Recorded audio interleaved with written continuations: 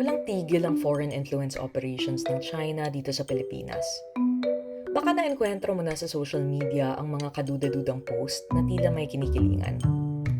Ako po si Regine Cabato, reporting for the Philippine Center for Investigative Journalism. Paano mong malalaman kung na-expose ka na sa pro-China propaganda? Ito ang 5 red flag. Una, inuulit nila ang opisyal na pahayag ng Beijing. Noong 2024, dinepensahan ng isang pro-Duterte blogger ang 9-dash line gamit ng mga mapa na galing sa China. Matagal nang na-disprove ang mga mapang ito na nagpapakitang halos buong West Philippine Sea ay sakop ng China. Ayon kay dating Justice Antonio Carpio, nakahanap siya ng lumang official state map ng China na nagpapakitang hanggang Hainan lang ang kanilang boundary dati. Naging instrumental ito sa pagpapanalo ng Pilipinas sa kaso nito sa International Arbitral Tribunal. Pangalawa, galit sa US lang pero hindi sa China. Madalas na ginigiit ng China ang imperialismo at abuso ng US. Ang Pilipinas raw ay puppet ng Amerika. May basehan naman ang kritisismo sa kasaysayan natin. 50 years tayo naging US colony at totoo namang may mga kasalanan ang mga Amerikano, katulad ng pagpatay kay Jennifer Laude at ang isang disinformation campaign ng Pentagon laban sa Sinovac.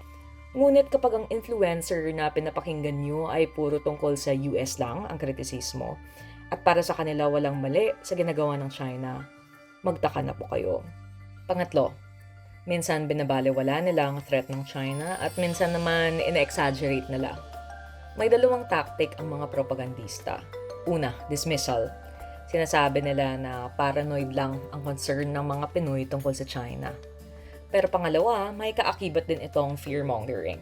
Nananakot sila. Sinasabi nilang pinoprovoke ng Pilipinas ang superpower ng Asia at hindi natin kayang labanan ito. Madalas sila ay alarmist at defeatist. Ang propagandista ay hindi gumagalaw base sa logic, kundi sa emosyon at sa sarili nilang interest. Posibleng interest ito ng kanilang kliyente, katulad ng politiko o foreign state.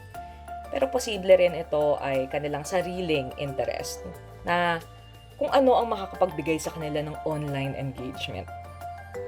Pang-apat, wina-weaponize nila ang xenophobia. Kapag may kritisismo kayo sa China, biglang sinasabi nila na racist ka lang, xenophobic ka lang. Ang pagbabatikos sa Chinese government ay hindi xenophobic. Ginagawa nila ito para i-discredit ang mga legitimate na concerns tungkol sa maritime harassment ng China. Panglima, nagtatanim o in-exaggerate nila ang civil instability.